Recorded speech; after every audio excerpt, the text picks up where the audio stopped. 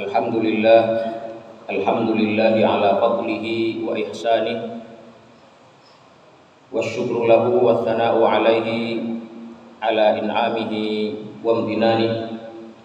Allahumma salli wa sallim ala nabiyyina Muhammadin abdihi wa rasulih wa ala alihi wa sahbihi, amma ba'd. Ma'asyiral muslimin yang dirahmati Allah Subhanahu wa taala, pada pagi hari ini insyaallah kita akan melanjutkan kajian kita terkait hadis-hadis hukum yang ada dalam kitab Bulughul Maram, di mana kita pada terakhir kali pertemuan kita sudah sampai pada hadis yang menjelaskan tentang hukumnya membuat makanan untuk keluarga orang-orang yang terkena musibah meninggalnya salah satu keluarga mereka. Pada pagi hari ini insya Allah kita sudah akan memasuki hadis-hadis terakhir dari kitab Al-Janaiz, sehingga insya Allah pagi ini kita akan menutup tema terkait dengan Al-Janaiz. Untuk menyingkat waktu, langsung saja kami bacakan hadisnya, yaitu hadis yang ke-62 terkait tema ma yuqalu inda dukhulil maqbarati. Apa yang perlu kita ucapkan ketika kita memasuki makam atau kuburan.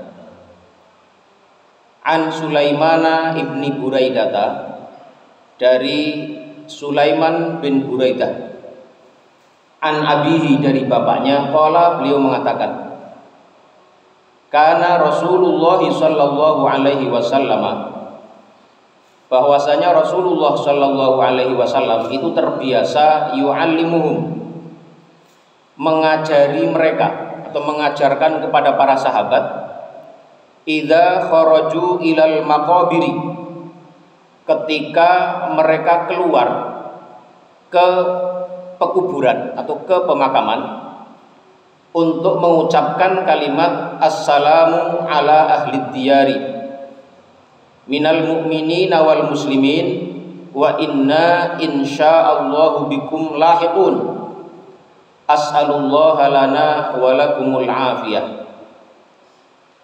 Jadi doa atau salam yang diajarkan oleh Rasulullah sallallahu alaihi wasallam kepada sahabat beliau, para sahabat beliau ketika memasuki pemakaman atau pekuburan, itu hendaknya mengucapkan kalimat assalamu ala ahli diyar, semoga keselamatan, salam sejahtera, kedamaian itu ditetapkan kepada orang-orang yang tinggal di pekuburan itu, minal mu'minina wal muslimin, khususnya atau dikhususkan yang tergolong dari orang-orang yang mukmin dan muslim.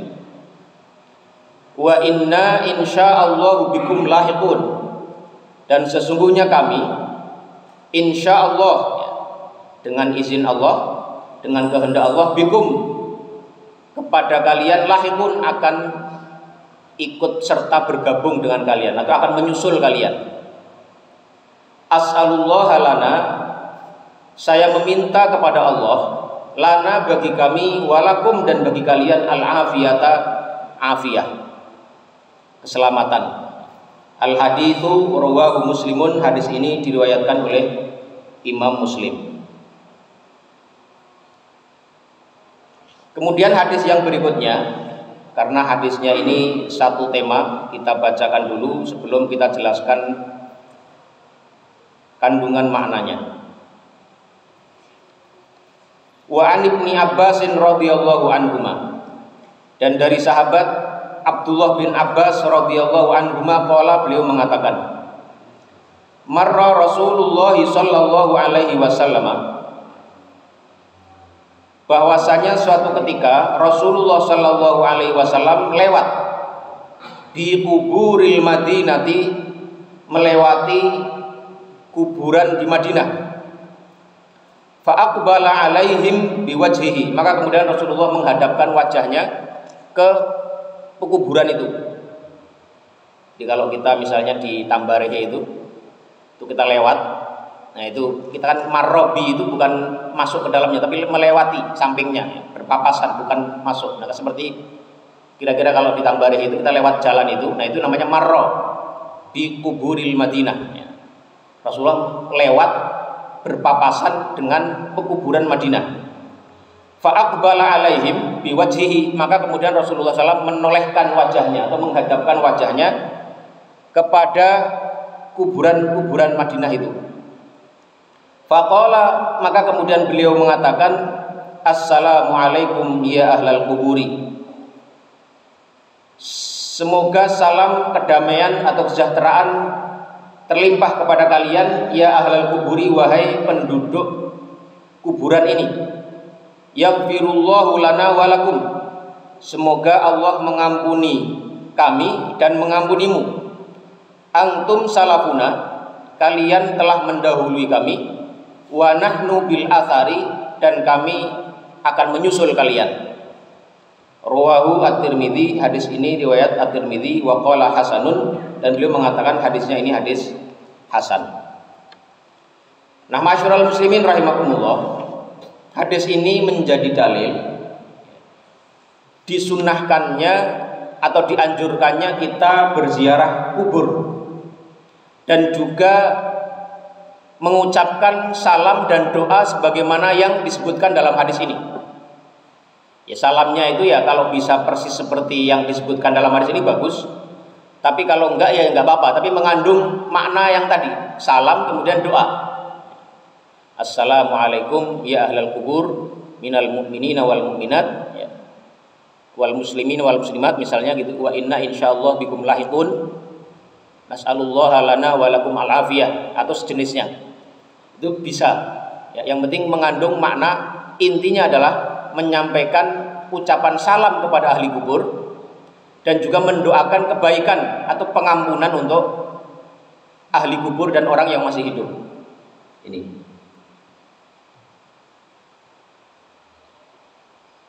Dan ini pula lah yang menjadi salah satu hikmah disunahkannya atau dianjurkannya kita berziarah kubur, yaitu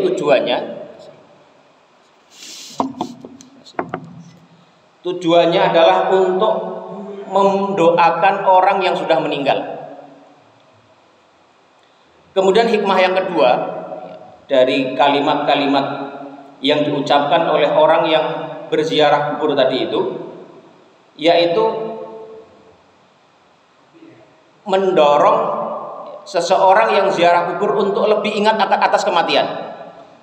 Makanya dalam kalimat doa tadi itu disebutkan wa inna insyaallahu bikum lahiqun, dan kami insyaallah, dengan izin Allah, dengan kehendak Allah akan menyusul kalian. Jadi kalimat ini itu menunjukkan bahwasanya seseorang yang masih hidup itu pasti akan menyusul orang yang sudah meninggal.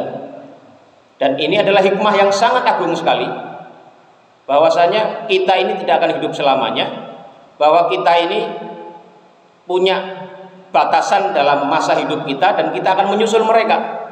Dan ini adalah salah satu hikmah yang sangat besar sekali yang didapatkan oleh orang-orang yang berziarah kubur ini. Dan kalau orang sudah meyakini bahwa dirinya akan menyusul mereka-mereka yang sudah meninggal, tentu dia akan lebih giat, lebih nyadar untuk mempersiapkan diri menghadapi masa-masa untuk menyusul orang-orang yang sudah meninggal itu. Ini. Walaisa li ziyarati waqtun muayyan, dan kalau kita berziarah itu tidak ada waktu yang khusus. Kita boleh pagi, boleh siang, bahkan malam pun boleh kalau berani. Rasulullah itu seringkali beliau ziarah ke Baqi'. Baqi' itu makam di Madinah yang di sebelah kiri, ya, sebelah kirinya Masjid Nabawi itu seringkali beliau datang ke situ malam hari. Kalau di sana kan mungkin nggak ada cerita genderuwo ya, nggak ada cerita kuntilanak. Jadi walihada warada fi sahihi Muslimin ya. Hadits Aisyah radhiyallahu anha. Karena itu ada riwayat dalam Sahih Muslim dari Ibunda Aisyah fi ziyaratin Nabi sallallahu alaihi wasallam kubural baqi'i lailan. Bahwasanya Rasulullah sallallahu alaihi wasallam itu sering kali ziarah kubur ke Baqi' itu malam hari.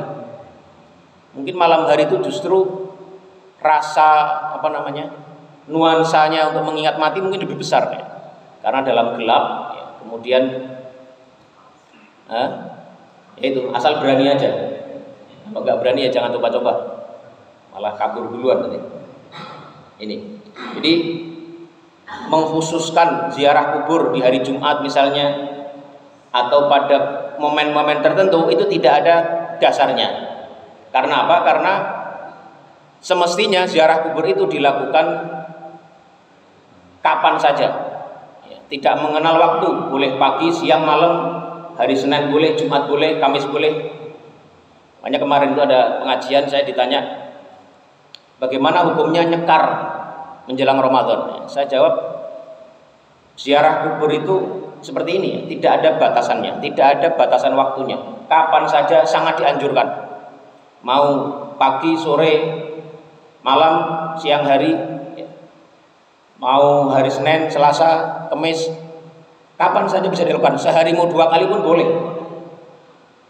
Jadi tidak ada batasannya. Tapi kalau memang ada tradisi di satu tempat misalnya, biasanya kalau menjelang Ramadan ada tradisi nyadran. Kalau di kampung saya itu orang rame-rame bareng-bareng datang ke makam, membersihkan makam. Ya itu kita anggapnya sebagai tradisi saja. Penentuan waktunya itu dianggap sebagai bagian dari tradisi yang tidak terkait dengan aktivitas ibadahnya, yaitu ziarah kuburnya. Ya monggo nyadran sebelum Ramadan silahkan, tapi jangan dibatasi pada saat itu. Ziarah kubur kapan saja ya. Dan berapa kali pun, semakin banyak semakin bagus, karena ziarah kubur sangat dianjurkan. Jangan sampai kita ziarah kubur hanya ketika menjelang Ramadan saja, itu yang salah itu. Ketika menjelang Ramadan kita baru ziarah kubur, itu sangat keliru ya, tidak tepat, meskipun ya masih lumayan daripada nggak sama sekali. Ya itu. Ini ya.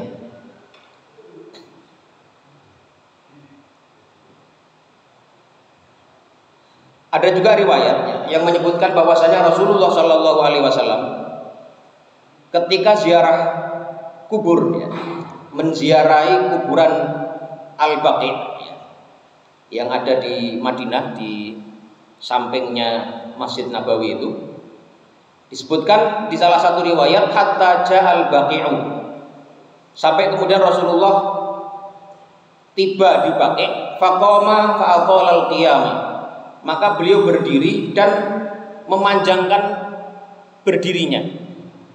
Tsumma rafa'a yadayhi thalatha marrat, kemudian beliau mengangkat tangannya 3 kali. Ya, jadi hadis yang disebutkan ini dalam Sahih Muslim ini menunjukkan bahwasanya yang pertama menjadi dalil disunahkannya kalau kita berdoa mendoakan kepada mayit di kuburan itu ya mengangkat tangan. Kan doa itu pada dasarnya tidak ada batasannya. Jadi begini, misalnya kalau kita doa masuk ke masjid, itu kan ada doanya, Allahumma inni as'aluka Allahumma ftahli abwaaba rahmatik. Allahumma ftahli abwaaba rahmatik. Apakah itu harus mengangkat tangan atau tidak? Riwayat-riwayat tidak ada disebutkan harus mengangkat tangan. Tapi kalau mengangkat tangan tidak apa-apa. Karena apa? Karena memang pada umumnya dalam berbagai kesempatan berdoa itu mengangkat tangan disunahkan. Tapi khusus ketika masuk masjid itu tidak ada riwayat yang menunjukkan harus mengangkat tangan. Jadi itu terbuka sifatnya. Boleh mengangkat tangan, boleh, tidak juga nggak apa-apa. Nah dalam kasus ini, kasus ziarah kubur ke Baqi ini, Rasulullah SAW ketika masuk ke pemakaman itu, beliau berdiri, tidak duduk. Ini juga menjadi dalil bagi sebagian ulama bahwasanya sunnahnya itu kalau kita ziarah kubur itu tidak duduk, tapi berdiri. Berdoanya itu sambil berdiri. Ini. Ya. Ini ya, wa fihi dalilun ala istihbabi raf'il yadaini fi du'a li ahli kubur. Dalam hadis ini menjadi dalil disukainya atau disunnahkannya mengangkat tangan dalam berdoa untuk kepada orang-orang ahli kubur. Wa anna du'a al-qaimi akmal min du'ail jalis fil maqbarah.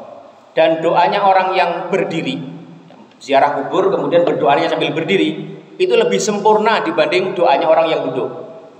Didasarkan kepada contoh Nabi tadi, beliau mendoakan jenazah, mendoakan ahli kubur dengan berdiri. Jadi kalau kita ziarah kubur itu kita kalau mendoakan jenazah itu mendoakan mayit itu sambil berdiri itu cocok dengan sunnah Nabi, tetapi tidak berarti bahwasanya duduk itu ada larangannya, tidak ada ya. Jadi kalau mau sesuai kan ini, jadi gini, kalau Nabi melakukan sesuatu itu kan berarti sesuatu itu baik dicontoh, tetapi tidak menunjukkan larangan yang sebaliknya, kecuali ada dalil lain yang menyatakan seperti itu. Di Nabi misalnya ini tadi ya, Nabi datang ke pakai malam hari, ya tidak berarti juga harus malam hari juga kita ziarah kubur. Atau Nabi masuk ke situ kemudian berdoa sambil berdiri, itu juga tidak harus begitu. Tapi kalau kita mengikuti seperti itu akmal, ya, lebih bukan akmal ya, itu lebih sempurna. Akmal itu artinya lebih sempurna. Ini.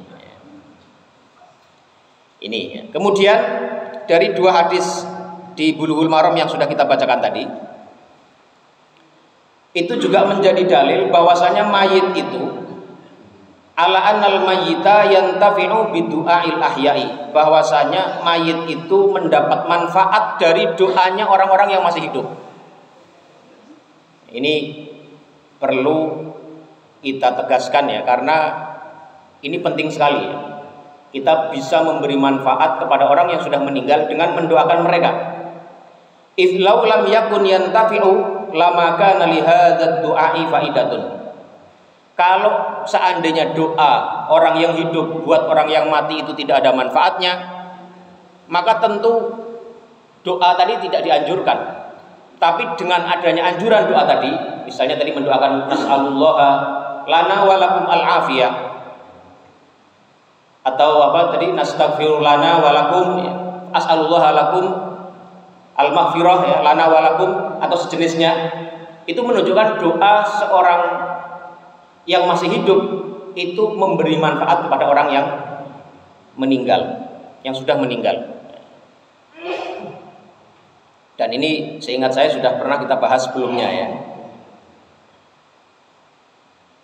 Kama ustudillah atau kama istadalla ba'dul ulama'i, dan pula sebagian ulama itu berdalil dengan hadis-hadis tadi bahwasanya al-mayyitu turaddu ruhuhu inda salami alaihi, bahwasanya mayit itu ketika seseorang yang masih hidup datang ke pekuburan kemudian menziarahi orang yang sudah meninggal dan mengucapkan salam kepada mereka, maka mayit itu dikembalikan rohnya untuk apa? Untuk menjawab salamnya orang yang masih hidup itu.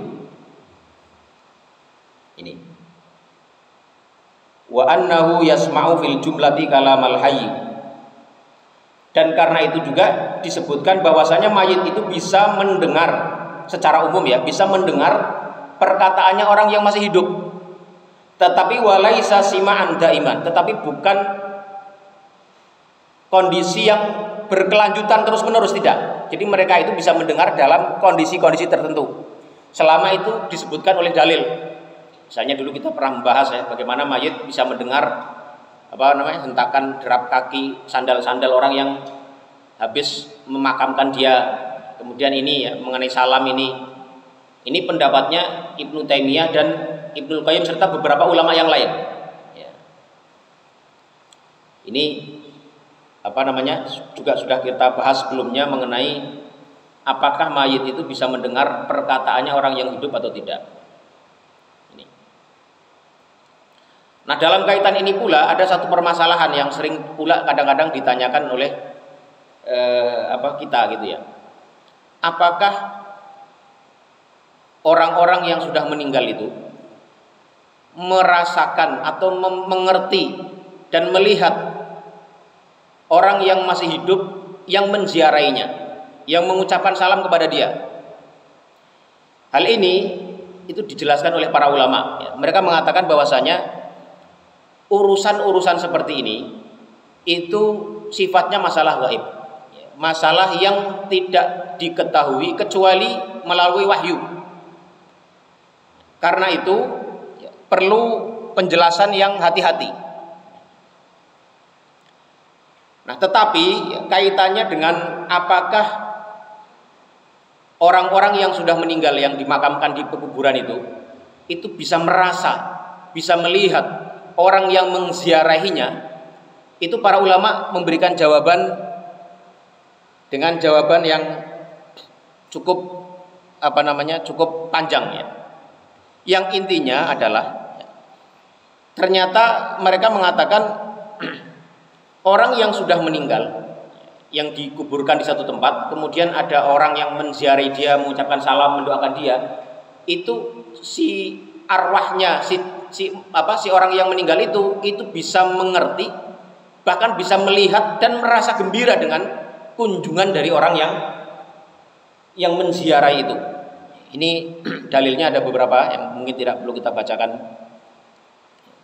Jadi banyak ulama ya, bahkan itu mayoritas para ulama mengatakan bahwasanya orang yang sudah meninggal tadi itu bisa merasakan dan bisa melihat orang yang mengziarahinya, dan dia akan merasa senang dengan itu. Ini juga menjadi dorongan buat kita ya, agar kita kalau punya orang tua, punya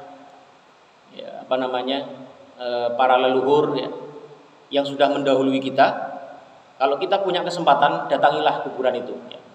Kita jangan berargumen, loh kan kita ziarah kubur untuk mendoakan mereka, kan saya bisa mendoakan dari rumah. Tidak begitu.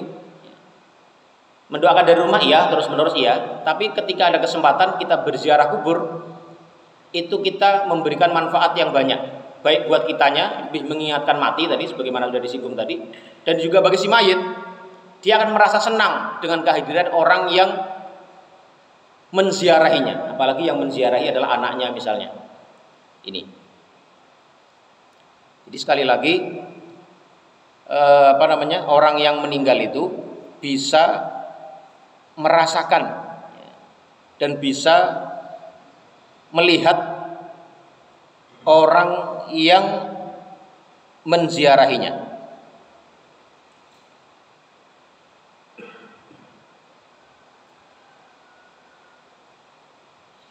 Itu misalnya ada riwayat dari Ibnu Abbas ya, walaupun yang pendek ini kita bacakan.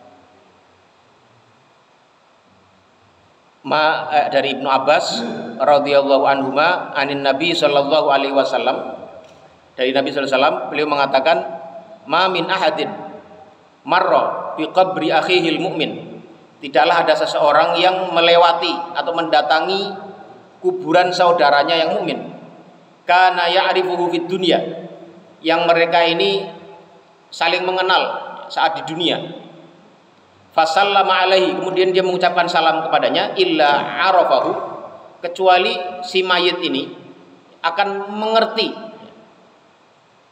melihat dan mendengar salam itu, waradda alaihi salama, dan dia akan menjawab salamnya orang yang berziarah tadi.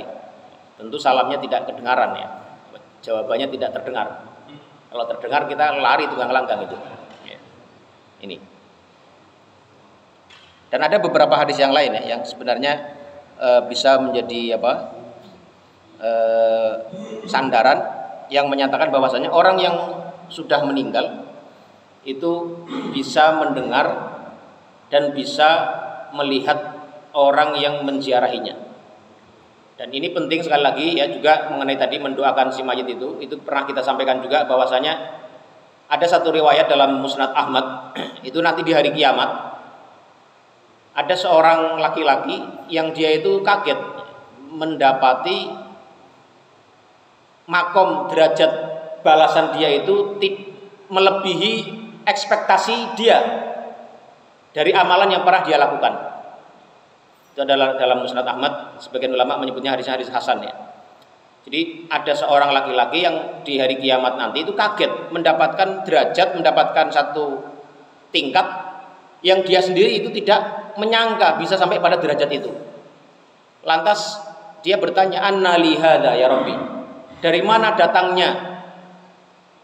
Atau apa yang menyebabkan saya mendapatkan derajat yang tinggi ini wahai Rabbku? Dijawab, "Istighfari waladika laka." Ini karena istighfarnya anakmu untukmu.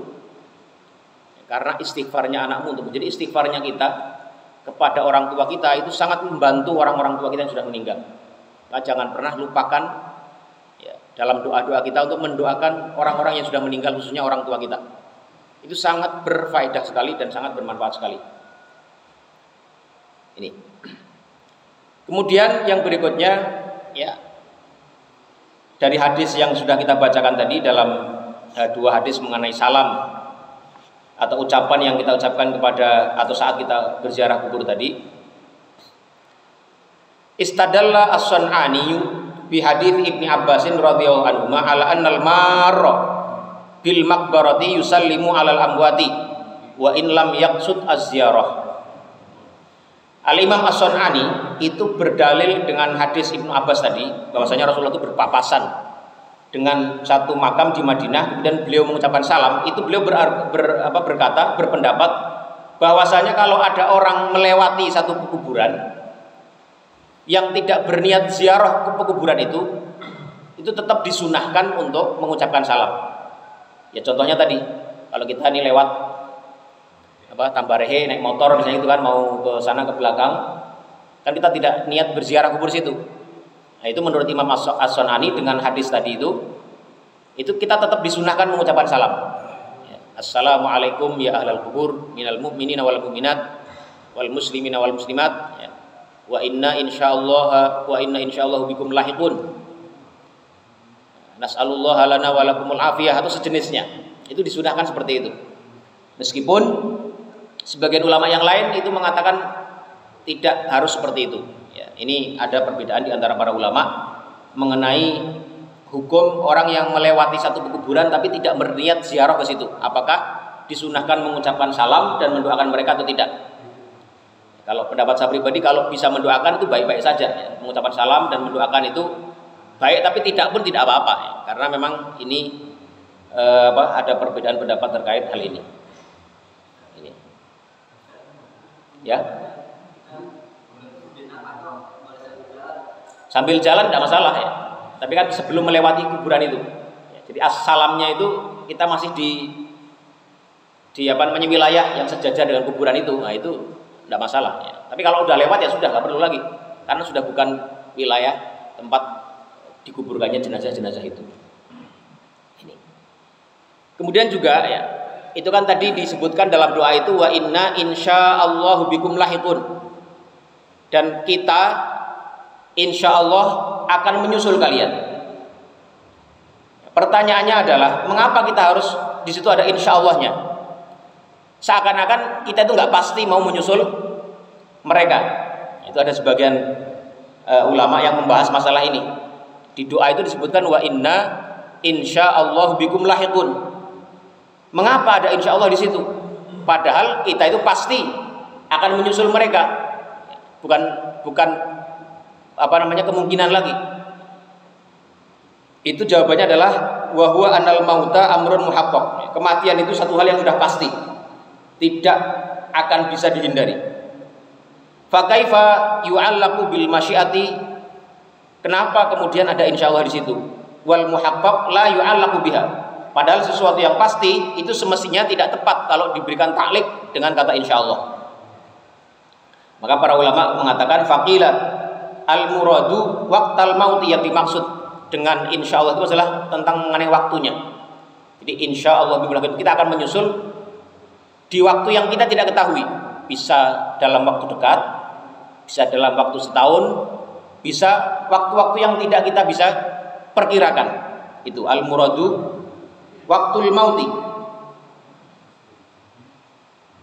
Maksudnya adalah maknanya idza sya'allah ay sanalhaqu bikum fil waqtil ladzi yasya'ullah analhaq. Jadi kami ini akan menyusul kalian pada waktu di mana Allah menghendaki kami akan menyusul kalian. Jadi insya Allahnya di situ maksudnya adalah mengenai waktunya kapan, itu sesuai dengan kapan Allah menghendakinya. Bisa waktunya dalam waktu dekat, bisa dalam waktu yang panjang. Ini. Atau juga waqila al-muradu al-istithna'u fil wafati 'alal iman.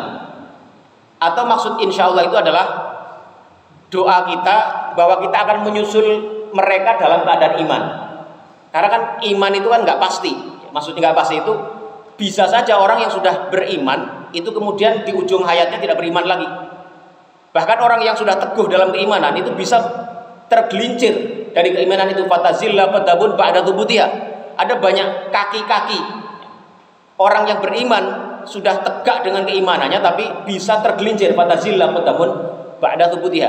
Karena itu orang senantiasa berdoa agar ditetapkan dalam iman Islam seperti ihdinas siratal mustaqim. Salah satu maknanya adalah tetapkanlah kami dalam hidayah, dalam sirat yang mustaqim, itu adalah itu. Karena kita itu tidak bisa menjamin kita bisa memastikan pasti mati dalam keadaan iman. Karena itu kita pakai kata insya Allah. Kita berharap Allah akan membimbing kita, Allah akan memberi hidayah kepada kita untuk mematikan kita ya, sama dengan kematian orang-orang yang sudah mendahului kita yang mati dalam keadaan beriman dan berislam. Itu makna daripada kata insya Allah yang ada dalam doa ketika kita masuk ke dalam kuburan. Ini. Ada yang ingin bertanya sebelum kita lanjutkan?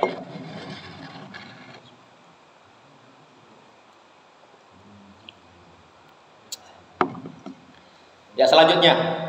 Ya.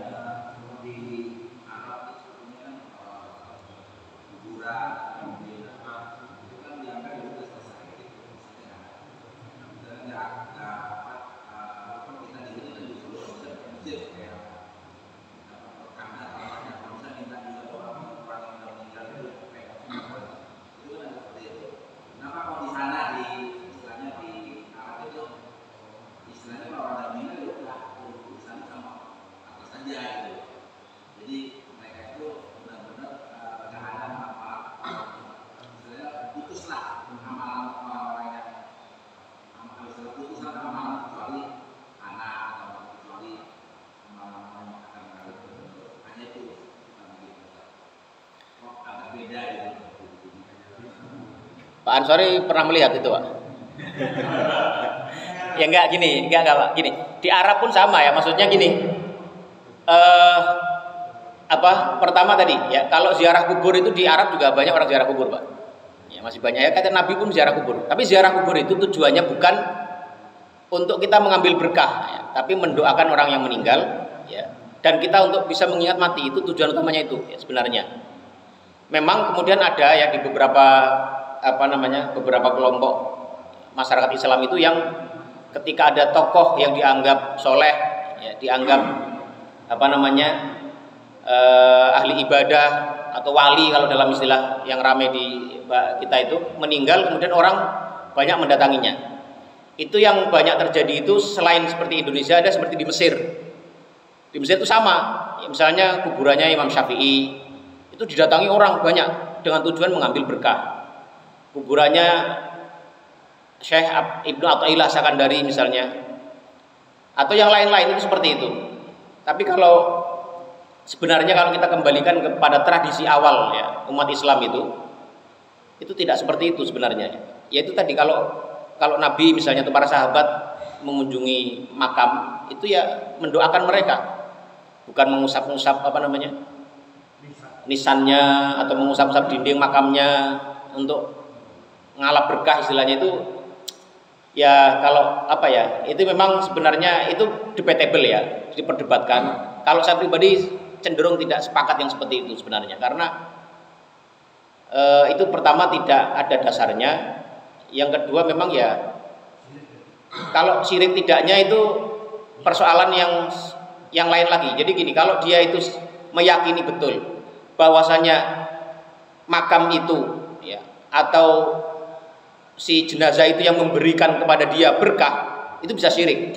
Tapi masalahnya kebanyakan orang yang melakukan itu mereka mengatakan itu sebagai tawasul. Kalau tawasul itu tidak sampai masuk pada syirik sebenarnya. Jadi dia mengatakan hanya melalui si fulan yang dianggap ahli ibadah, si fulan yang dianggap dekat dengan Allah ya, sesuai dengan keyakinan mereka itu, Allah akan mudah memberikan cipratan berkahnya kepada mereka yang mengunjunginya. Kalau seperti itu sebenarnya tidak masuk ke dalam syirik. Apa? Kenapa? Kalau tawasul kepada yang masih hidup itu yang memang disepakati kebolehannya. Ya, jadi kalau yang tadi saya ingin menjelaskan mengenai apakah bisa dikatakan orang yang seperti itu syirik atau tidak. Kalau syirik tidaknya itu tergantung di mana dia meyakininya. Kalau masalah tawasulnya tadi betul, tawasul kepada orang masih hidup itu disepakati para ulama mengenai kebolehannya. Saya datang kepada seseorang, mohon didoakan agar anak saya lulus kuliah misalnya. Itu namanya saya tawasul. Saya berdoa tapi saya juga minta orang yang soleh misalnya mendoakan saya, itu tawasul namanya. Minta wasilah, minta perantara. Itu kalau itu semua ulama dari berbagai macam mazhab itu sepakat kebolehannya. Yang diperdebatkan adalah mengenai tawasul kepada orang yang sudah meninggal. Seperti tadi, kita tawasul dengan orang yang sudah dikuburkan, dengan wali-wali misalnya, dengan orang-orang yang dianggap soleh dalam kuburan. Nah itu yang menjadi perbedaan pendapat ya. Ada sebagian kalangan yang mengatakan ya tidak bisa karena tidak ada dasarnya. Tapi sebagian lain mengatakan tidak, karena memang orang-orang soleh ya, asyuhada wa sholihin itu menurut beberapa dalil mereka hidup ya, di sisi Allah Subhanahu wa taala.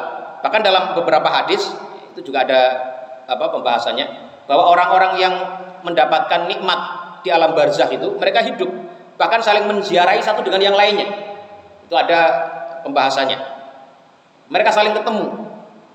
Jadi kalau misalnya siapa ya kalau sudah meninggal gitu, terus dia mendapat nikmat, ya mendapat nikmat kubur, dia bisa saling berziarah satu dengan yang lainnya. Ketemu, kadang menanyakannya gimana. Itu ada dalil juga yang menyebutkan ya. Misalnya Ibnul Qayyim dalam kitabnya Ar-Ruh ya. Dan juga Ibnu Katsir dalam tafsir itu menjelaskan bahwasanya kalau ada orang meninggal ketika dia baru diangkat ke langit ya, itu orang-orang yang sudah meninggal duluan itu menyambutnya. Kalau orangnya sama-sama orang-orang soleh ya, menyambutnya kemudian menanyakan kabar orang-orang yang masih hidup. Si fulan gimana? Anak saya dulu gimana? Itu saling menanyakan. Itu keyakinan atau pendapat mayoritas para ulama dari berbagai mazhab meyakini itu. Karena itulah makanya ya, kelompok yang tadi yang membolehkan tawasul dengan orang yang meninggal itu meyakini seperti itu, bahwasanya dengan saya bertawasul kepada orang yang soleh itu, dia karena sudah meninggal dan dekat dengan Allah akan memudahkan mendoakan buat saya. Itu argumentasi seperti itu. Nah ini diperdebatkan boleh tidaknya, sekali lagi ya, yang mengamalkan itu ya itu dia mengikuti sebagian para ulama yang seperti itu. Kalau saya pribadi cenderung untuk tidak sebenarnya ya, karena dari contoh-contoh as-sabiqun al-awwalun ya, para salafuna as-soleh yang dulu itu tidak melakukan seperti itu.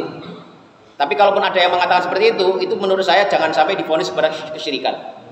Karena syirik itu kalau dia benar-benar mengatakan wahai si fulan atau wahai wali fulan, tolonglah saya, selamatkanlah saya, itu kata-kata seperti itu syirik.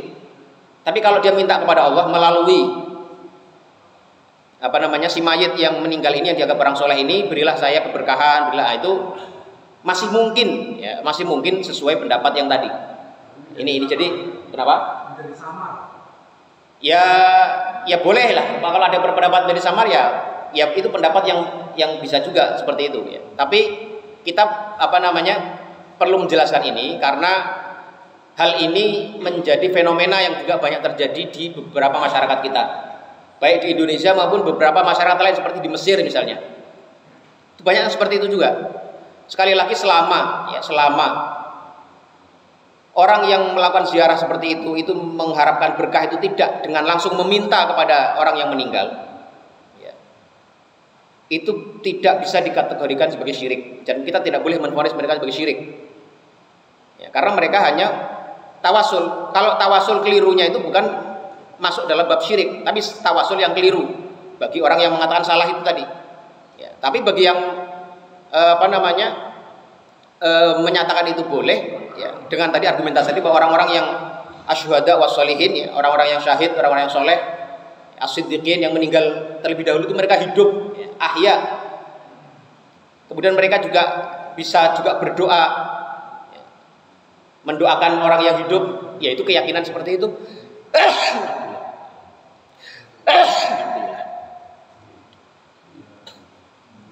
Nah itu masih mungkin ya. Jadi sekali lagi perbedaan ini silakan ya kita mencerna dengan hati dan ilmu kita. Kemudian kita pilih yang menurut kita sesuai dengan kebenaran yang kita yakini ya. Selebihnya sudah lana amaluna walakum amalukum, bagi kami amal kami, bagi kalian amal kalian ya. Kita yang penting itu memilih satu pendapat, memilih satu pandangan itu bukan sekedar hanya dugaan saja, tapi sesuai dengan ilmu yang kita capai. Kita belajar, kita membaca, kita mencari ilmu sebanyak-banyaknya, kemudian kita memutuskan saya mau ikut yang mana, saya mau mengikuti yang ini, mengikuti yang itu. Semua itu ada pertanggungjawabannya. Saya tidak menanggung pilihan bapak-bapak sekalian. Bapak-bapak juga tidak menanggung pilihan saya. Masing-masing akan menanggung pilihan masing-masing. Ini. Dan hal-hal seperti itu perlu kita jelaskan ya, dua sisi yang berbeda itu, agar kita juga tidak terlalu frontal ya dalam menvonis. Itu tadi misalnya orang tawasul di kuburan divonis syirik itu tidak tepat. Kalau divonis salah masih mungkin sesuai dengan pendapat yang satu lagi. Tapi kalau vonis syirik itu belum tentu. Selama mereka tadi datang ke situ hanya istilah kita itu ngalap berkah ya. Berdoa sama Allah, ya Allah, dengan saya mendekat kepada makamnya orang yang saya yakini soleh ini ya, maka berilah saya apa. Nah, itu cara seperti itu masih debatable. Jadi tidak bisa serta-merta dikatakan syirik. Itu ya. Wallahu a'lam bishawab. Hal seperti itu sekali bukan hanya di Mesir, bahkan ya termasuk Maroko ya. Maroko, kemudian Tunis, itu banyak juga seperti itu ya, mengunjungi makam orang soleh kemudian dengan niatan tadi mengalap berkah. Mengapa justru pada orang yang sudah meninggal? Karena orang yang sudah meninggal itu sudah ditutup sejarah hidupnya. Diketahui mereka meninggal dalam keadaan sebagai seorang yang soleh. Kalau orang masih hidup, sekarang kita lihat nih, si fulan orang soleh, belum tentu nanti dia meninggal dalam keadaan soleh. Jadi itu mengapa sih mereka kok datang kepada orang-orang yang sudah meninggal? Karena itu mereka diyakini ketika meninggal itu dalam keadaan sebagai seorang yang soleh. Karena itulah mereka, karena sudah ditutup itu, pasti mereka berarti orang soleh. Maka mereka mendatangi itu. Sekali lagi ini wilayah perdebatan yang monggo kita masing-masing memilih sesuai dengan keyakinan yang kita yakini ya. Karena masing-masing juga akan bertanggung jawab atas apa yang dia pilih itu. Wallahu a'lam bishawab. Yang lain? Ya silakan. Yang sepuh dulu.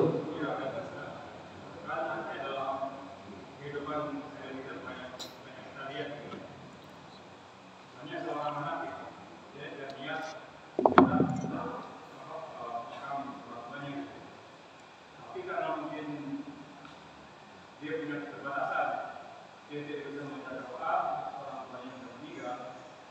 Terus di situ dia menyuruh orang lain untuk menceritakan doanya. Sementara yang diharapkan adalah bahwa doa yang diharapkan dari anaknya yang masih hidup, orang tuanya yang meninggal.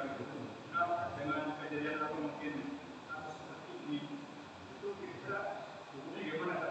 Apakah itu doanya akan sampai atau mungkin sebagian gitu? Ya, yang pertama sebenarnya mendoakan orang tua kita yang sudah meninggal itu sangat sederhana sekali, dan itu mestinya bisa dilakukan oleh siapa saja. Hanya dengan mengatakan Allahumma gfirli wali walidayya itu sudah cukup. Ya Allah, ampunilah aku dan kedua orang tuaku, diulang-ulang terus. Sebenarnya sudah cukup. Jadi tidak ada keterbatasan atau tidak ada alasan apapun yang menjadi alasan untuk menyampaikan bahwa kita tidak mampu atau punya keterbatasan untuk mendoakan orang tua kita sebenarnya ya. Atau dengan bahasa Indonesia pun tidak masalah juga. Ya Allah, ampunilah kedua orang tuaku, masukkanlah mereka ke dalam surgamu, lapangkanlah kubur mereka. Ya. ampunilah dosa-dosa mereka, terimalah amal baik, itu sebenarnya juga bisa. Jadi tidak ada alasan sebenarnya untuk mengatakan adanya keterbatasan mendoakan orang tua, dan itu harusnya dilakukan setiap kali. Nah, terkait dengan meminta orang lain untuk mendoakan, itu pada prinsipnya boleh. Karena seperti tadi, kita meminta seseorang mendoakan kita, baik antara satu teman dengan teman. Biasanya kan kita kalau punya teman dari jauh itu, tolong doakan saya, misalnya gitu kan. Padahal ya sesama teman tidak masalah. Meminta doa orang lain mendoakan orang tua kita itu boleh, pada saya boleh, tidak masalah. Cuma jangan sampai itu kemudian menjadi alasan dia tidak mau berdoa atau mengatakan saya punya keterbatasan dalam mendoakan orang tua. Nggak ada itu, nggak ada alasannya. Karena sangat sederhana sekali. Ya, itu Pak ya. Itu pada saya jelas ya. Ya, jadi ya. Kemudian menyambung pertanyaannya Mbak Darso, itu tradisi terutama di makam-makam PPI itu yang saya lihat dan saya pernah alami sendiri oleh saudara-saudara pendidik saya dimakamkan di PPI, paman saya dimakamkan PPI. Nah, setiap kali dari keluarga yang ziarah itu, atau habis dimakamkan itu kan langsung ada orang yang kiai gitu, langsung mendatangi itu bukan belakang. Nah, sementara nanti ada doa dan dia minta amplop. Kasih. Itu kan sudah ada di TPU itu mayoritas seperti itu. Iya. Apakah itu seperti itu diperbolehkan? Kalau saya hadir di situ, saya nggak pernah kasih untuk orang itu mendoakan. Tapi Abdul kita mendoakan sendiri. Jangan sampai akhirnya kita mendoakan hanya karena ada orang itu setelah kita pulang di rumah nggak mendoakan. Iya. Nah, yang perlu diberikan kepada pengertian kepada orang itu bukan masalah boleh tidak bolehnya minta orang mendoakan, tapi tujuannya orang yang ingin mendoakan tadi karena ada amplopnya. Iya, ya jangan-jangan malah karena mereka yang mendoakan jadi nggak makbul, karena niatnya untuk cari amplop. Ya definisinya itu. Ya jadi itu memang ya kita harus kita harus pahami bersama sekali lagi, mendoakan orang tua kita, mendoakan orang yang sudah meninggal itu sebenarnya tidak ada alasan untuk dikatakan sulit.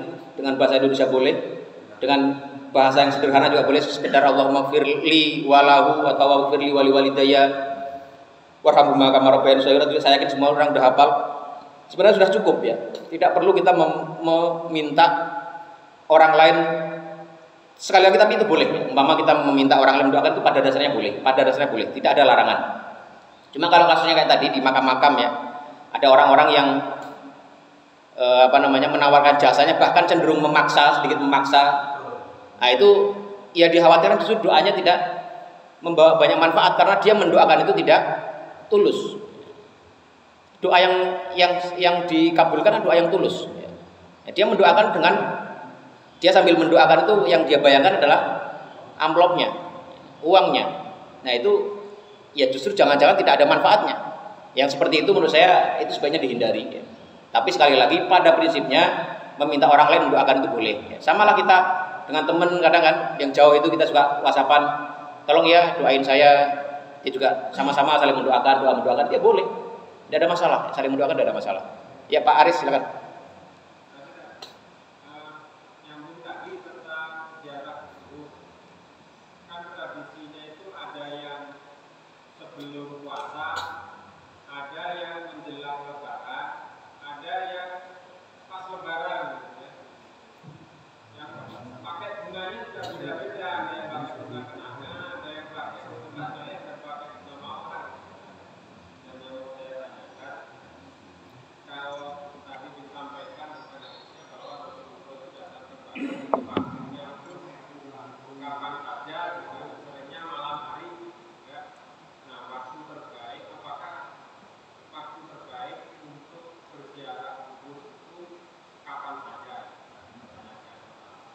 Nah, yang kedua tadi tentang tata cara berdoa saat kita berziarah kubur. Tadi kan disampaikan Rasulullah berdoa sambil berdiri dan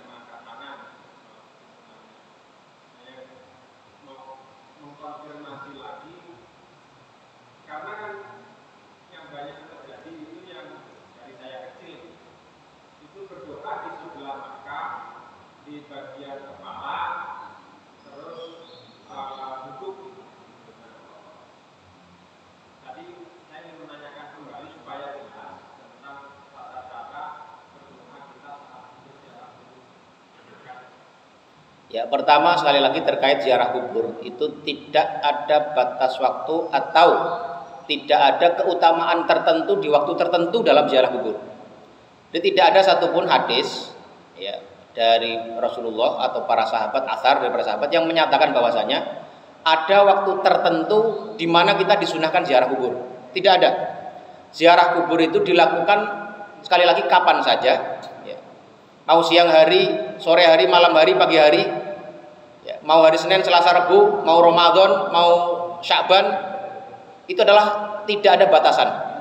Memang betul ya, sebagian masyarakat dalam tradisinya, kalau kayak di kampung-kampung saya juga sama ya, menjelang Ramadan ada istilah nyadran, ya, bareng-bareng rame-rame ziarah kubur sambil membersihkan pemakaman. Kemudian nanti pas setelah sholat Id sama-sama ke pekuburan. Ya. Itu sekali lagi tidak ada dasar yang mengharuskan seperti itu. Nah pertanyaannya boleh tidak? Nah ini yang kemudian menjadi persoalan bagi kelompok yang yang cenderung kita menyebutnya ya, cenderung tekstualis ya, bahwa itu tidak ada dasarnya, maka kalau tidak begitu bid'ah. Ya mereka akan mengatakan itu bid'ah karena tidak ada dasarnya. Tapi orang-orang yang ziarah ini, apa argumentasi mereka?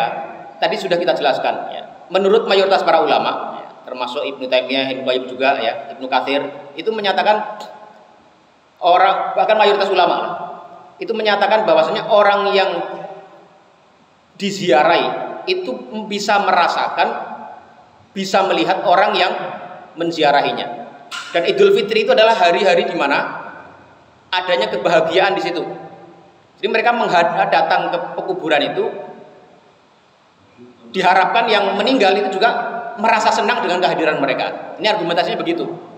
Tapi sekali lagi perlu kita jelaskan, tidak ada satupun dalil yang bisa menjadi dasar keutamaan kita ziarah kubur pada hari raya misalnya, atau keutamaan ziarah kubur pada Ramadan. Tidak ada.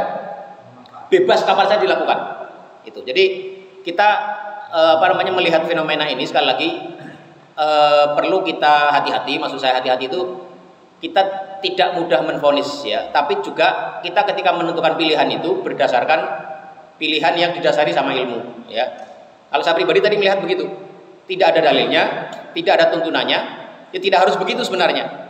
Tapi mereka yang melakukan itu argumennya seperti itu. Ini kan hari raya, hari kebahagiaan semua orang mukmin.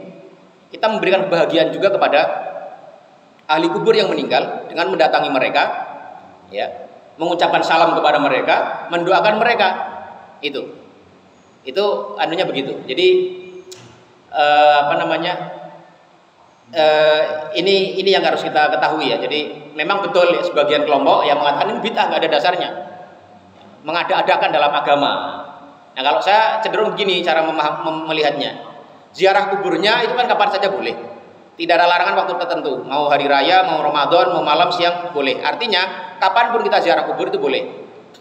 Nah masalahnya ini ada tradisi yang membuat orang itu biasa ziarah kubur pada waktu Lebaran misalnya atau Ramadan. Ya kita lihat tradisinya itu sebagai tradisi, bukan bagian dari agama, bukan bagian dari bukan bagian dari syariat yang harus kita ikuti tuntunannya. Jadi kalau kita nggak bisa pun nggak apa-apa, nggak masalah. Kita nggak ikut pun nggak masalah. Itu jadi kita samalah dengan kita membuat kajian tiap hari Ahad. Mengapa tiap hari Ahad kajian? Nabi itu tidak pernah membiasakan membuat kajian tiap hari Ahad. Nggak ada dalilnya. Membaca Riyadhus Shalihin habis sholat di akhir pekan, nggak ada tuntunannya. Tapi kan mengajarkan ilmu kapan saja. Terus memilih hari Ahad karena memang itu hari libur misalnya. Nah itu kan pertimbangan-pertimbangan yang bukan pertimbangan syar'i, bukan pertimbangan agama, tapi pertimbangan urfi, pertimbangan kebiasaan. Oh kalau karena hari libur kita enak nih kajian, bisa 1 jam sampai terbit matahari misalnya. Nah itu pertimbangan itu adalah kita harus membedakan itu.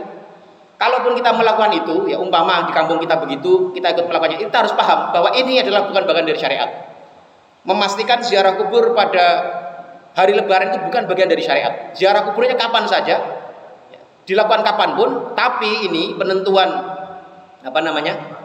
pas hari rayanya itu adalah sifatnya urfi, adalah tradisi.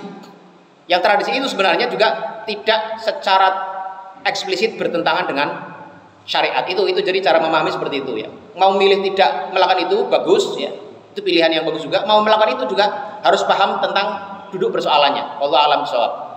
Gitu ya. Kalau memanfaatkan momen aja boleh. Apa? Memanfaatkan momen mumpung pulang misalnya. Oh ya, itu tidak masalah juga. Ya memang harus begitu. Saat kita pulang ya harusnya kita ziarah. Saya juga alhamdulillah kalau setiap pulang kampung pasti insya Allah mampir ziarah orang tua. Itu harusnya begitu. Ya kan nggak mungkin kita ziarah dari jauh kan. Namanya bukan ziarah, tapi mendoakan itu setiap waktu kita doakan. Nah, bahkan setiap sholat atau setiap habis sholat pasti kita doakan orang tua kita. Itu ya jelas. Ya.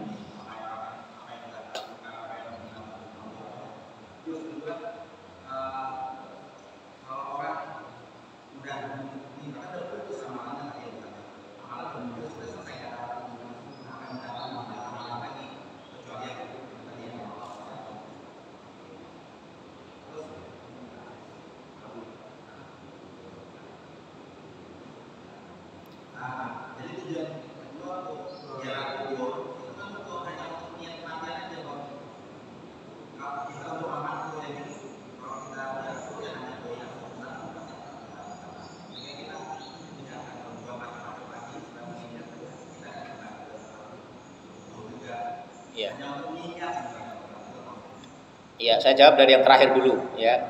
Kalau alasan ziarah kubur hanya untuk mengingat mati itu salah, Pak. Karena manfaatnya diperoleh oleh orang yang meninggal dan oleh orang yang diziarahi. Itu hampir para ulama sepakat lah, mau dari mazhab Hambali ini semua menyatakan seperti itu. Jadi sekali lagi ziarah kubur itu bermanfaat untuk orang yang meninggal dan bermanfaat untuk orang yang berziarah. Buat yang berziarah tadi, wa inna insyaallah bikum lahikun, mengingatkan atas kematian bahwa kita akan menyusul.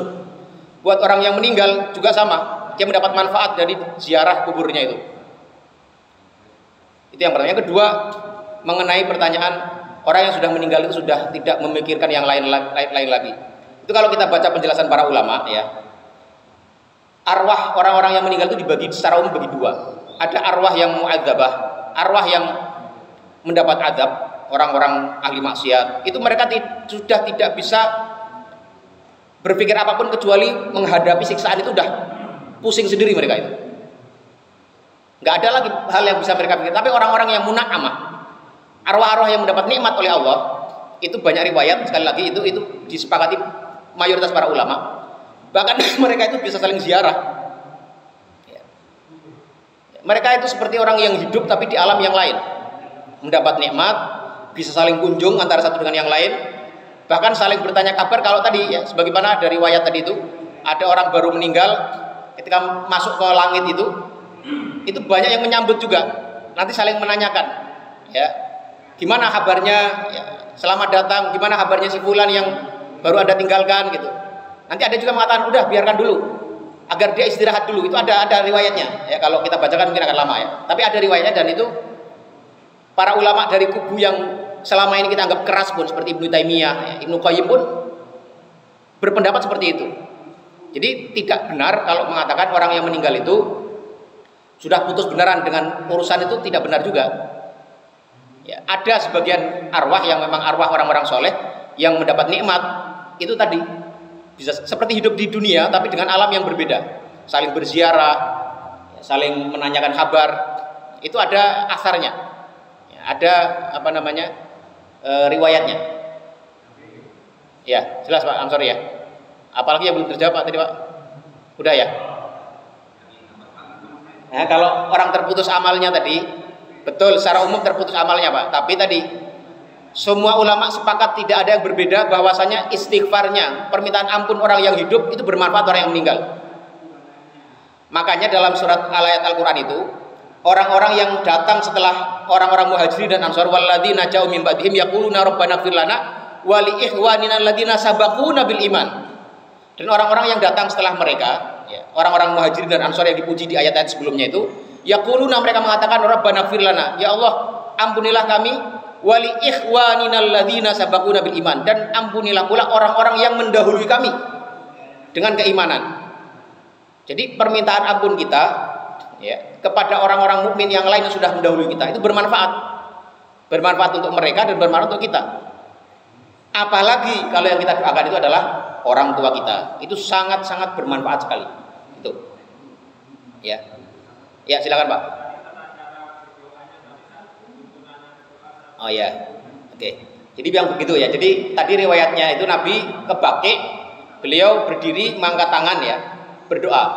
Nah itu contoh yang seperti itu. Ya, kalau dalam metodologi pengambilan istinbat hukum itu kan Nabi tidak memerintahkan seperti itu.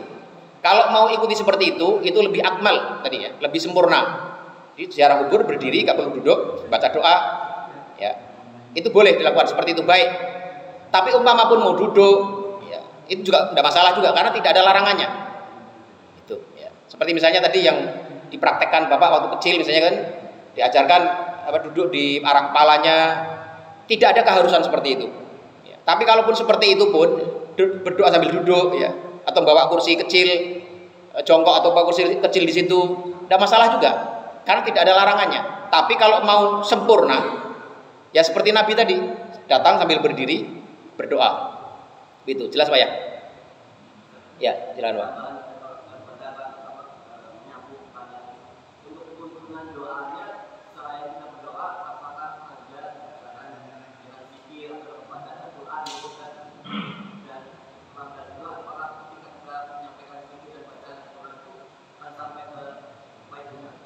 Ya, mengenai hadiah pahala bacaan Al-Quran ke mayit itu ada perbedaan pendapat kalau yang ini.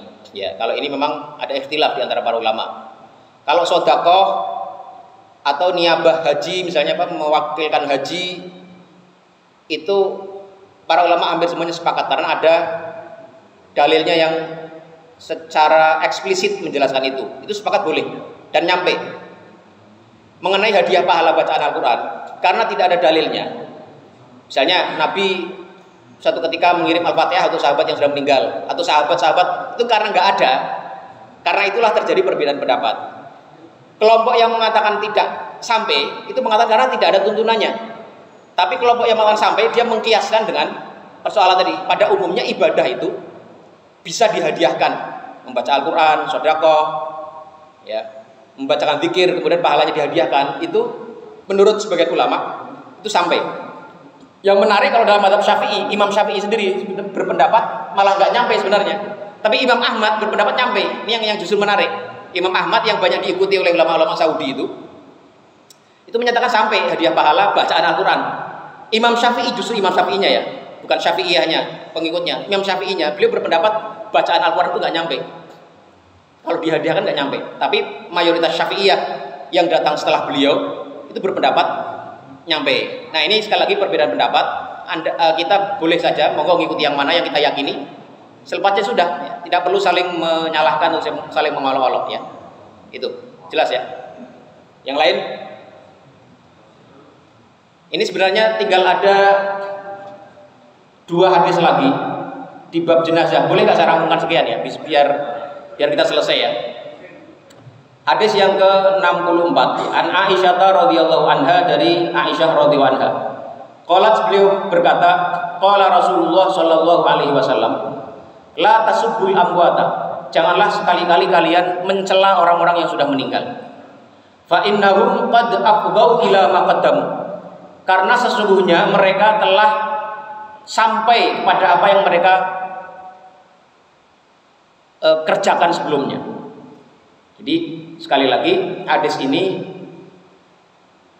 bahwa Rasulullah SAW bersabda, la tasubul amwata, janganlah kalian mencela memaki-maki orang yang sudah meninggal, fa innahum qad afdau ila ma qaddamu.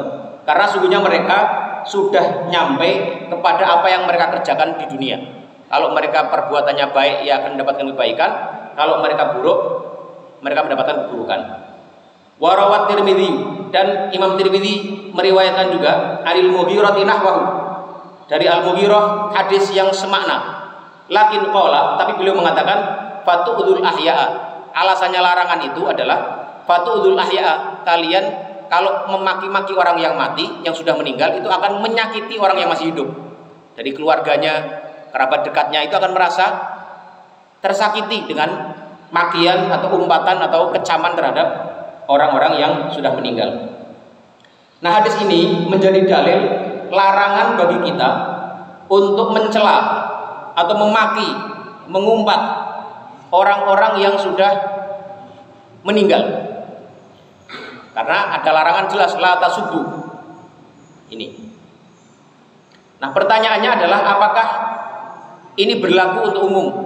Semua orang yang sudah meninggal tidak boleh dicela. Ini para ulama berbeda pendapat, menjelaskan beberapa penjelasan. Yang pertama, mereka mengatakan ya bahwasanya ini berlaku untuk semua mayit, semua orang yang sudah meninggal, mau muslim, mau kafir, mau orang baik, mau orang yang ahli maksiat. Kalau bisa jangan pernah mencela orang sudah meninggal. Udah selesai, mau apa lagi? Mereka sudah menghadapi apa hasil dari amal perbuatan mereka.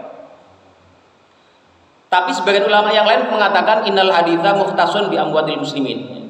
Sebagian ulama berpendapat hadis ini hanya khusus untuk orang-orang yang meninggal di antara orang-orang muslim. Ini. Jadi kalau orang kafir boleh dicela. Apalagi orangnya jahat ya, banyak merugikan umat Islam misalnya, ya, silakan saja dicela. Tapi kalau yang meninggal itu orang muslim itu enggak boleh. Ini. Wa dhahaba fariqun tsalits, dan kelompok ketiga mengatakan ila tafsili fil mas'alati. Mereka merinci pokok persoalan ini.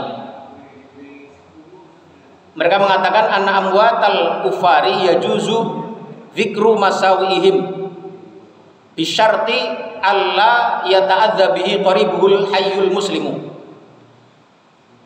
Orang-orang yang sudah mati, orang-orang yang sudah meninggal dari kalangan orang-orang kafir, itu boleh disebutkan keburukan-keburukan mereka dengan syarat kalau mereka punya dengan syarat tidak menyakiti keluarganya yang muslim. Jadi kalau ada orang kafir jahat tapi mereka punya keluarga yang muslim, ya, itu tidak boleh dikecam atau tidak boleh dicaci maki atau disebut keburukannya.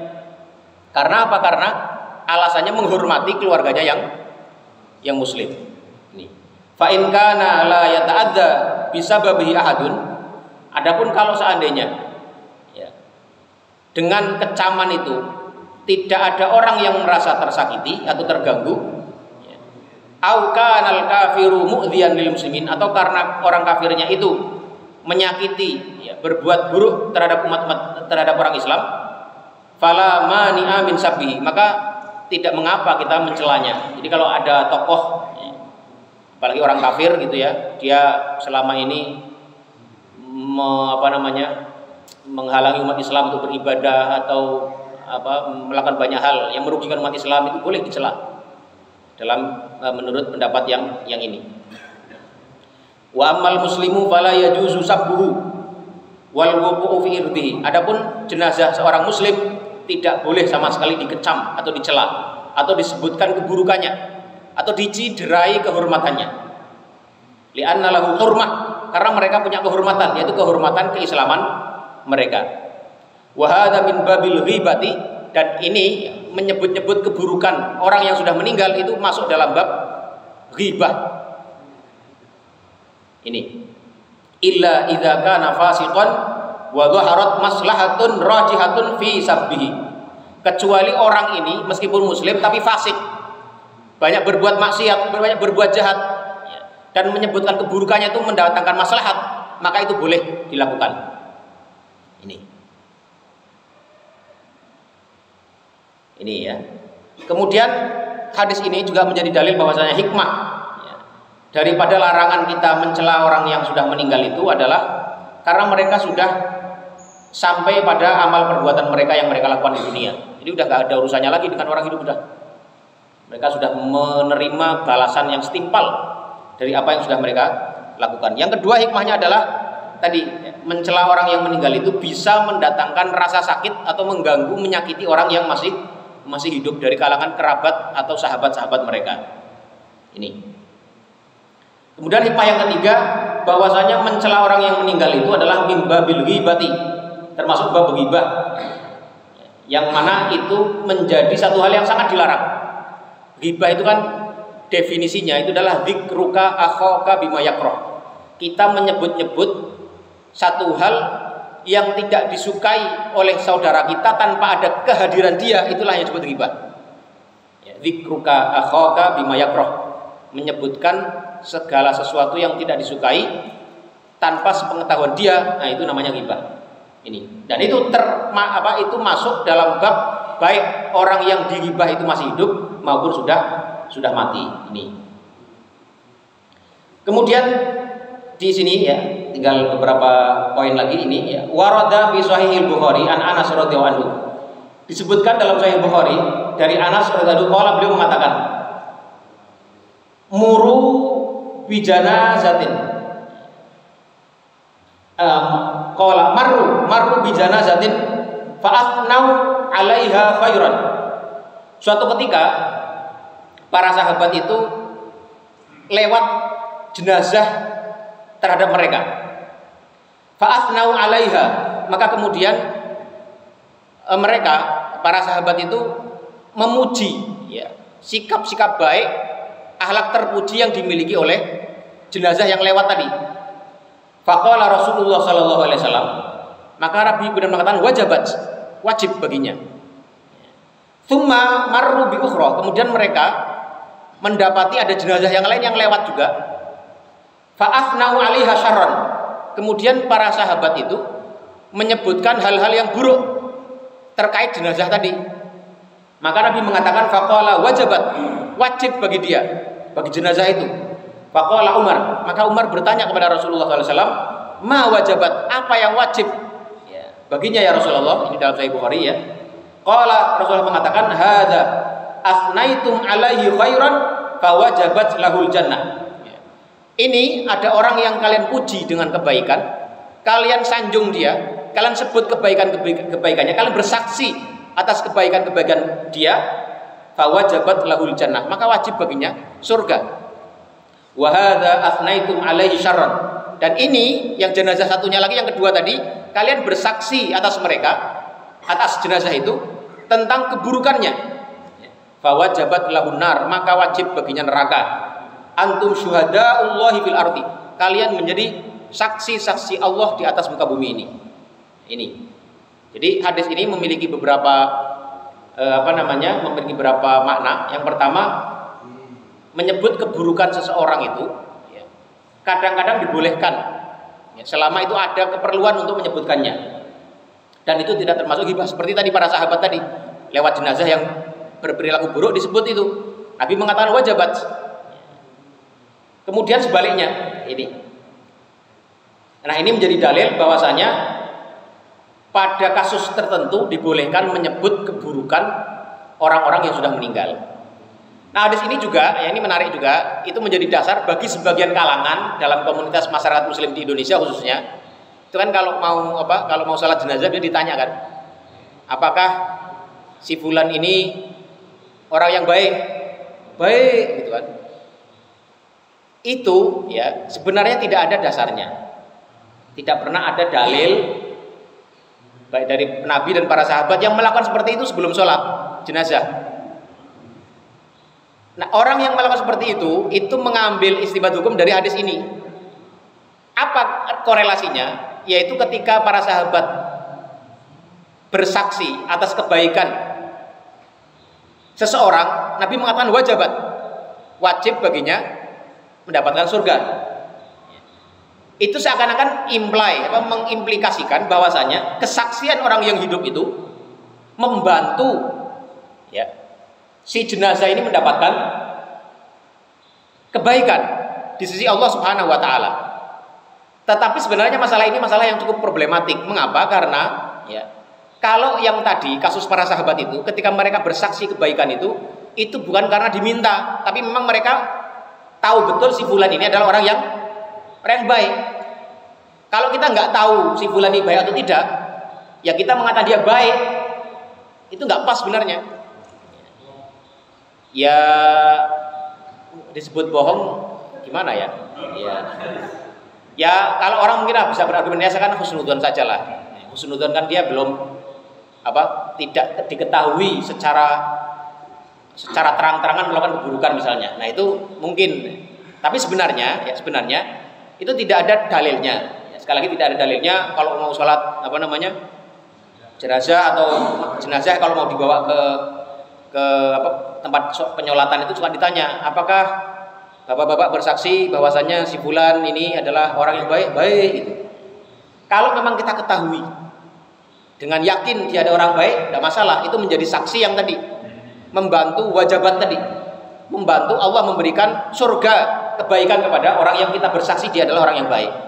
Tapi kalau orangnya jelas-jelas orang yang tidak kita ketahui, atau apalagi orangnya kita ketahui bukan orang yang baik, nah kita mengatakan baik, ya itu yang salah. Itu tidak akan membantu sedikit pun ya jenazah tadi. Bahkan kitanya bermasalah karena kita menyampaikan satu persaksian yang tidak semestinya. Padahal hati kita tahu ya, dia ini orang nggak baik ini. Ya, kita lihat nggak pernah sholat, sama tetangganya berbuat buruk umpamanya, ada yang begitu. Kita yakin betul orang ini nggak baik. Kita mengatakan baik, nah itu yang salah. Tapi kalau kita nggak tahu ya, kita hanya husnudzon karena dia kelihatannya nggak ada masalah. Oh orang baik. Yaitu namanya min bab husnudzon ya, menyampaikan dugaan yang baik, persaksian yang baik tadi. Jadi ini sekali lagi perlu kita jelaskan ya mengenai masalah ini. Silakan sebelum kita tutup sekiranya ada tanggapan atau pertanyaan sebelum kita selesaikan. Ya, silakan Pak.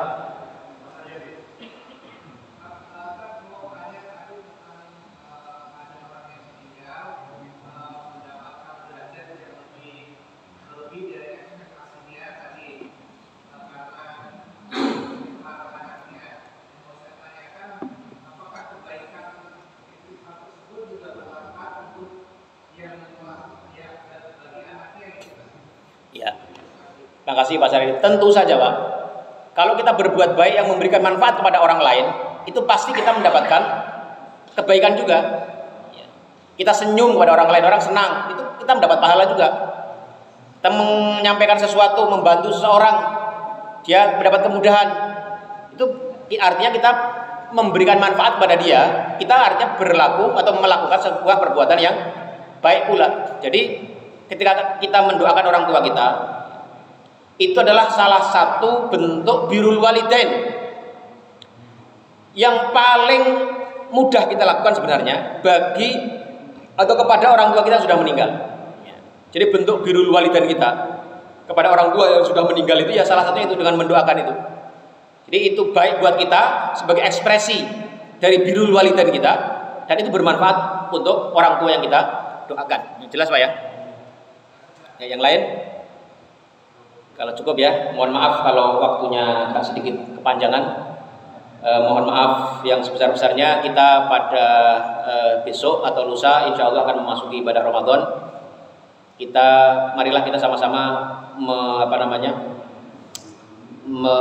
bertobat ya kepada Allah Subhanahu Wa Taala agar kita memasuki bulan ini, bulan Ramadan depan nanti ini dengan cara yang sebaik-baiknya, dengan persiapan yang matang ya, sehingga kita menjadi orang-orang yang mendapatkan ampunan dengan datangnya Ramadan tadi. Ya, Rasulullah SAW pernah mengatakan ya, celakalah orang-orang yang dia bertemu dengan Ramadan, kemudian Ramadan itu selesai tapi dia tidak mendapatkan ampunan dari Allah Subhanahu Wa Taala. Ya, itu satu hal yang sangat penting sekali. Bulan Ramadan adalah bulan yang tidak sama dengan bulan-bulan yang lainnya. Dia adalah bulan yang sangat-sangat istimewa. Kalau kita tidak mampu menambah kebaikan kita, kapan lagi? Di bulan apa lagi? Di waktu kapan lagi kita akan menambah kebaikan kita? Kalau kita tidak menambahnya pada saat bulan Ramadan. Aku qauli hadza wa astaghfirullah li wa lakum Wa sallallahu ala nabiyyina Muhammadin wa ala alihi wa sahbihi wa sallama tasliman katsira. Subhanakallahumma wa bihamdika asyhadu an la ilaha illa anta astaghfiruka wa atubu ilaik. Wassalamualaikum warahmatullahi wabarakatuh.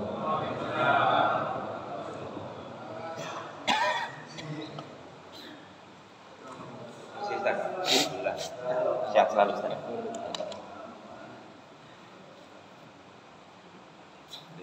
Siapa?